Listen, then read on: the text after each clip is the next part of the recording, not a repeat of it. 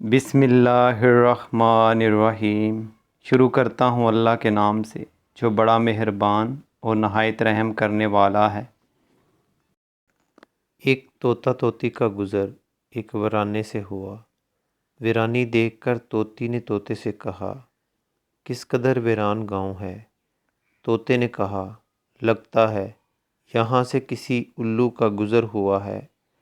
جس وقت طوطا طوطی باتیں کر رہے تھے، عین اسی وقت ایک الو بھی وہاں سے گزر رہا تھا۔ اس نے طوطے کی بات سنی اور وہاں رک کر ان سے مخاطب ہو کر بولا، تم لوگ اس گاؤں میں مسافر لگتے ہو، آج رات تم میرے مہمان بن جاؤ، میرے ساتھ کھانا کھاؤ۔ الو کی محبت بھری دعوت سے طوطے کا جوڑا انکار نہ کر سکا اور انہوں نے الو کی دعوت قبول کر لی۔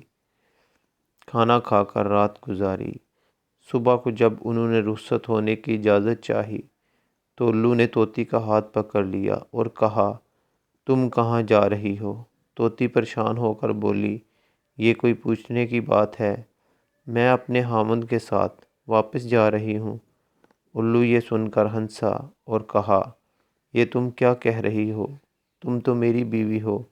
اس پہ طوطا طوطی الو پر جپٹ پڑے اور گرما گرمی شروع ہوگی۔ دونوں میں جب بحث و تکرار زیادہ بڑھی تو الو نے طوطے کے سامنے ایک تجویز پیش کرتے ہوئے کہا، ایسا کرتے ہیں، ہم تینوں عدالت چلتے ہیں اور اپنا مقدمہ قاضی کے سامنے پیش کرتے ہیں، قاضی جو فیصلہ کرے وہ ہمیں قبول ہوگا۔ الو کی تجویز پر طوطا اور طوطی مان گئے اور تینوں قاضی کی عدالت میں پیش ہوئے۔